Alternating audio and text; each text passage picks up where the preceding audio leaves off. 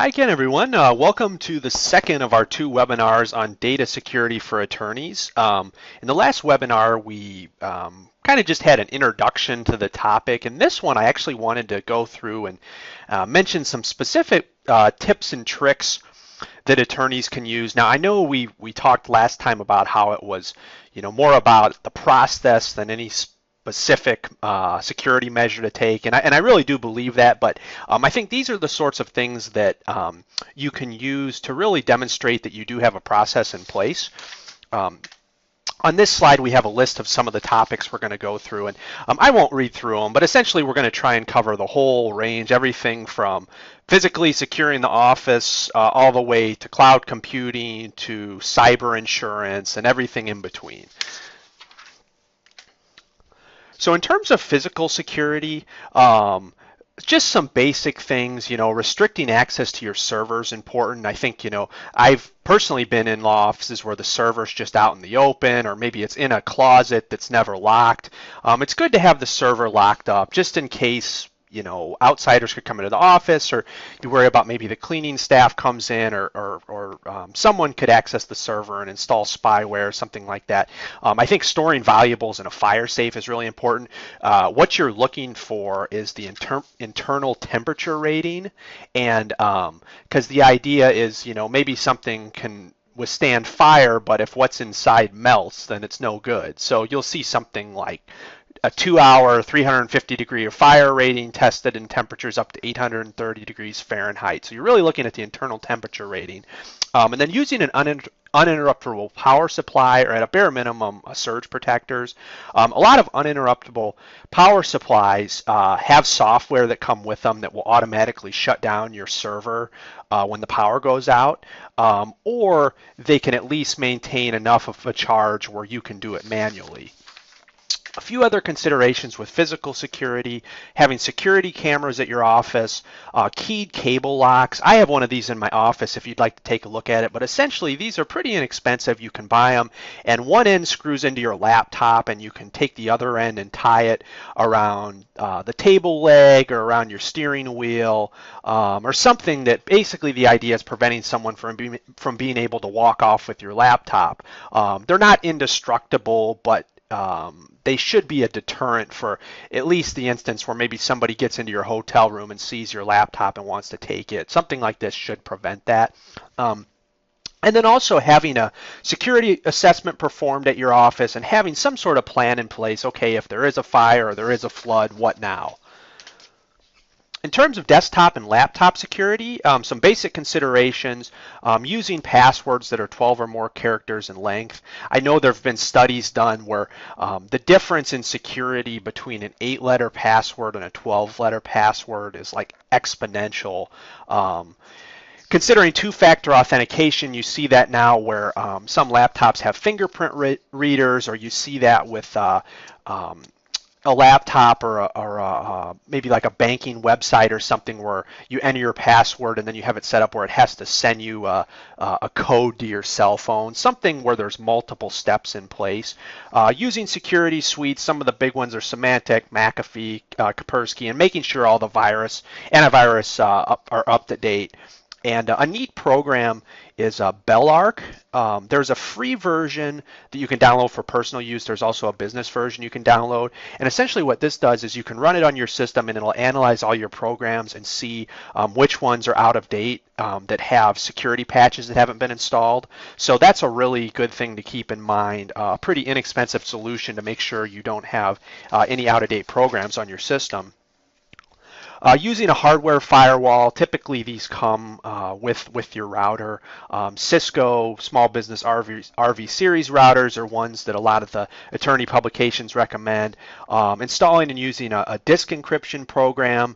BitLocker is one that comes with it comes with some versions of Windows, like enterprise versions. It doesn't come with a lot of personal editions.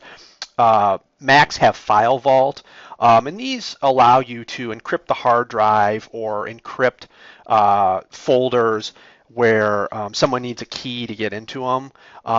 Now, one thing to keep in mind with both of these programs is they are proprietary, developed and supported by Microsoft and Apple. So it's probably, I don't know, likely, or there's at least a decent chance that they have backdoors built in where the NSA could access information. But for just your typical legal work, I think these should be sufficient.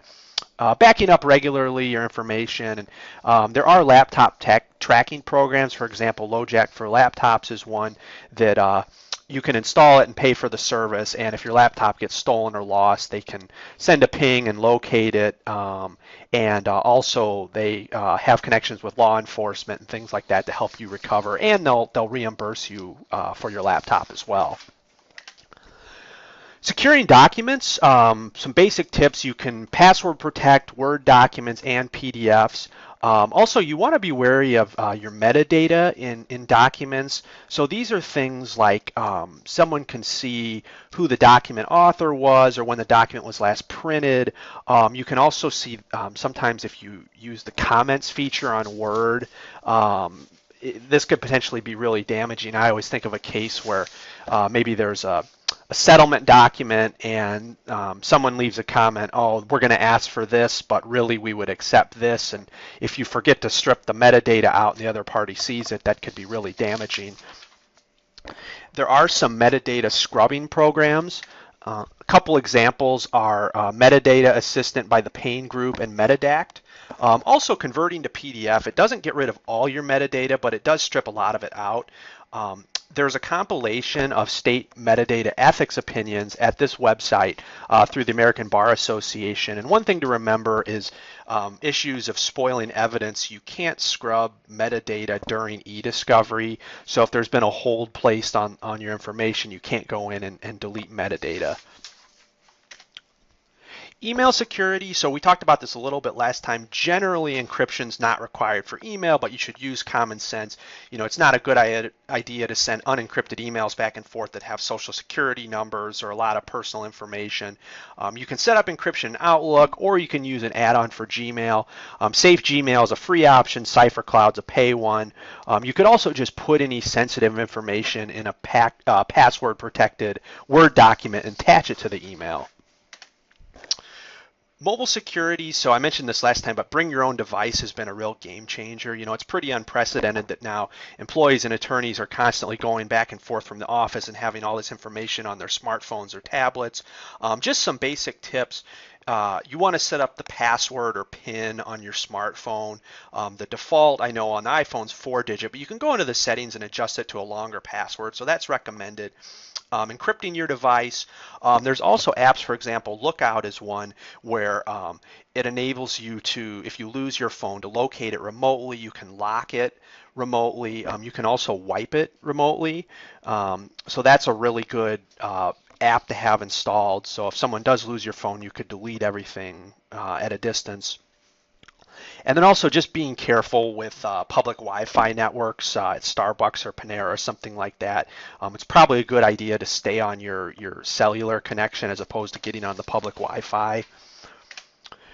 There's a whole trend in mobile device management right now. Things like there's companies, AirWatch, Good Technology, and Mobile Iron are some examples where you can either do it locally or you can have them manage all your company's smart devices. So they'll keep an inventory of who has what phone and tablet, manage passwords.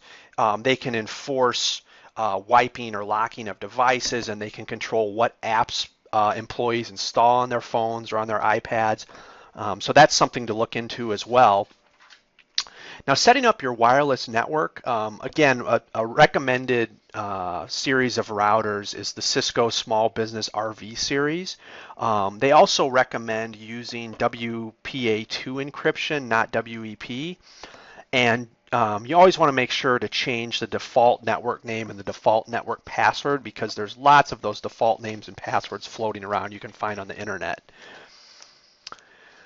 Issues with remote access. So anytime you're entering any sort of sensitive information, you want to make sure your communications are encrypted. You can see that when you look at a URL on a website, you're looking for the HTTPS That lets you know it's a secure connection as opposed to just HTTP, which is unsecured. This is a screenshot from Clio, and we can see they have a secure connection. Banking websites, social media sites typically all have the secure connection, but you're looking for that. One thing I experienced personally is you want to be wary at hotels if you're staying there and they require you to pay for internet access, but you can find a free Wi-Fi network. This is kind of a common thing where people will set up a fake network and try and steal your information. Some other tips with remote access. So air cards are something you can use to connect into the encrypted cell phone network as opposed to using Wi-Fi. Virtual private networks, so that technology's it's included with Apple and Microsoft operating systems. There's also a company, ProXPN, that offers a free version and then a relatively affordable pay version that offers some additional features.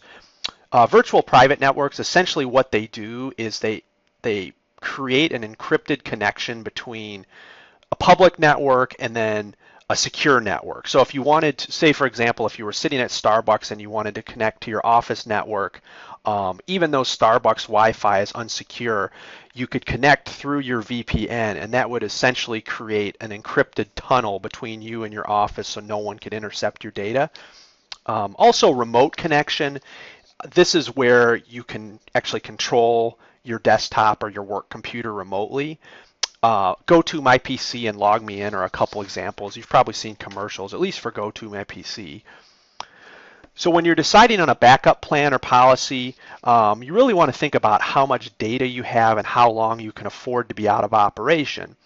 Some good options you have if you want to back up your data locally: Bounce Back Ultimate by CMS, and then third-party cloud providers, Carbonite, Mozy, and eVault. These are things that run in the background and will constantly be backing up your data to remote locations. And all these services also offer it if you do lose all your data. They can send you burned DVD copies with the data, so you don't have that issue of, well, my internet's down, all the information's in the cloud, I can't get it. They'll send you actual physical copies. External hard drives, Seagate offers some nice products. It's a good idea to keep one on-site and one off-site just in case you do have a fire or a flood or some sort of natural disaster that takes out your office. Then you won't lose all your data. SanDisk flash drives are nice, and then IronKey drives are very expensive but are pretty much the top of the line, secure, military-grade flash drive. So if you're doing some really sensitive work, that might be worth looking into. We've talked about this before, but with cloud computing, there's some things to consider when you're reviewing the agreement with the provider. You want to make sure that it explicitly says they have no ownership or security interest in your data, that they have strong security standards and have an enforceable obligation to preserve security. You want to see that they'll notify you if they're requested to produce data to a third party, and will provide you with the ability to respond to the request before they themselves produce the information. And we've talked about this, but you want to see that they have technology built to withstand a reasonably foreseeable attempt to infiltrate the data. You want to make sure that their security procedures are open and that you can audit them. And you want to see where they're going to store your data. Some foreign countries have different privacy laws, so you want to know where your data is actually going to be. And ultimately, if you do have some sort of dispute with them or they go out of business, you want to make sure you can get your data back whenever you need it. Securely disposing of information, the main takeaway is that just formatting the hard drive or formatting the flash drive isn't enough. Pretty easily obtainable programs on the internet can recover information from formatted hard drives. Shred2 and CC Cleaner are good ones to actually securely destroy files so they can't be recovered. There's disk wiping programs, DBAN, Secure Erase, CyberScrub, OnTrack Data Eraser. Blanco Mobile offers a program that will securely erase mobile devices. And other options include physically destroying hard drives or flash drives, or encrypting them before you throw them away so someone couldn't access information. The basic idea is, you don't want to just throw your computer in the dumpster and be done with it. Cyber insurance is a growing field, still relatively new, but most existing insurance policies don't cover the consequences of lost data. And in a typical data breach scenario, it's usually, the statistics say, about $73 per record that's compromised, because you have to notify the person, you have to monitor their credit report, the forensics involved, any fines you have to pay. And some of the common providers of cyber insurance include AIG, Hartford, St. Paul Travelers. They offer policies, and they typically cover having to notify people, any business interruption that occurs, whether your system is down or you get bad PR from the data breach. They'll help you deal with all that. If someone is actually trying to extort you holding data, they'll deal with like negotiations and that sort of thing. And if someone were to break into your system and post a bunch of stuff on social media, they'll go in and deal with that and also cover the PR issues involved. So some final steps for addressing data security. First of all, you want to develop a comprehensive information security plan. This is where you would probably, unless you knew a lot about it, consult with an outside IT provider. Conduct a risk assessment, use appropriate encryption technology. Again, in most states, encryption isn't required, but you want to use common sense. You don't want to send sensitive information in unsecured emails. Managing mobile devices is a big issue right now. You want to consider, if you're going to let people use their own devices, you want to have some sort of policy and plan that governs what they are and aren't allowed to download, what must be encrypted on their device. You don't want to let unknown users onto your network at your office. That's another big one. I think it's good to set up a guest network and have a separate password. Don't just keep things open where they could get on your network. And then develop a plan as far as what kind of data are we going to keep, how long are we going to keep it, and how are we going to destroy it when we're done with it. Some additional tips, making sure your devices are physically secure. So this is like security cameras or safes or those keyed cable locks I mentioned. Keeping patches current. Looking at policies of other law firms or just searching online to see how they're dealing with these issues. Make sure your wireless network is secure. Don't use default passwords. These are a couple examples of apps or programs that will help you manage passwords. Have clients sign off on your use of technology. If you're going to be storing information in the cloud, it's probably a good idea to have to acknowledge that, have your clients sign off on it. Staying current. Reviewing your state's ethics opinions is big. There's some great websites out there that I've listed here: Legal Technology Resource Center, the Law Practice Management section. These sites both have excellent articles and posts on this issue. It's also a big issue with CLE presentations, so that's another way to stay current.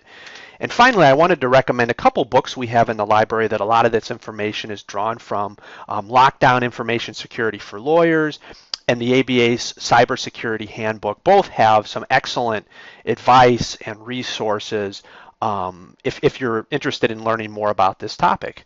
So that concludes the webinar, and let us know if you have any questions. Thanks.